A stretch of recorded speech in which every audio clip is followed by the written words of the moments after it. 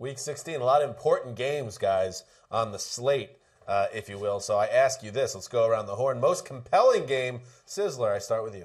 I'll take Green Bay traveling to Arizona because there's a lot at stake here. As much as it seems like Arizona would just take care of business and wrap up that bye week, probably the number 2 seed, obviously. If they lose this game to the Packers, and then next week they have to go play Seattle, and Green Bay wins this week and then goes take care of business against the Vikings, Green Bay becomes your number 2 seed. So there's a lot at stake here. Yummy. I expect Arizona to do it, get the job done. They've been rising up for every single game this season. We'll see what happens with the Cardinals. It's 2 of the top 4 teams in the NFC right now. Could be a playoff preview. If you were going with most exciting game, I would go Packers-Cardinals because you've got Carson Palmer and Aaron Rodgers.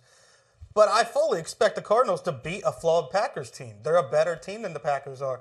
If you're talking about compelling, Broncos, Bengals, 2 quarterback situations up in the air, and you can take away from A.J. McCarron and say he beat a bad 49ers team, but that San Francisco front 7 played a great ball game, and A.J. McCarron made a slew of impressive downfield throws.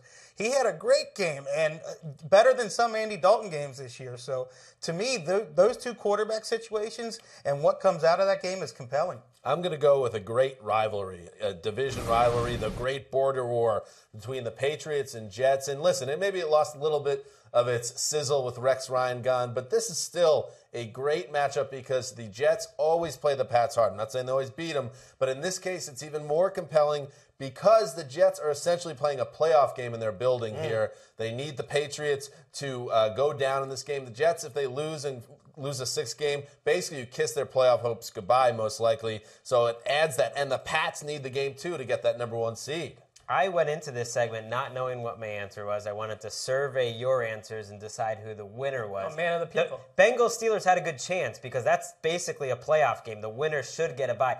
But Dan went with the emotion, and I liked that. This is the biggest game of Ryan Fitzpatrick's career. They asked him this week, what's the biggest? He thought of Harvard-Yale. It's the biggest game of Brandon Marshall's career.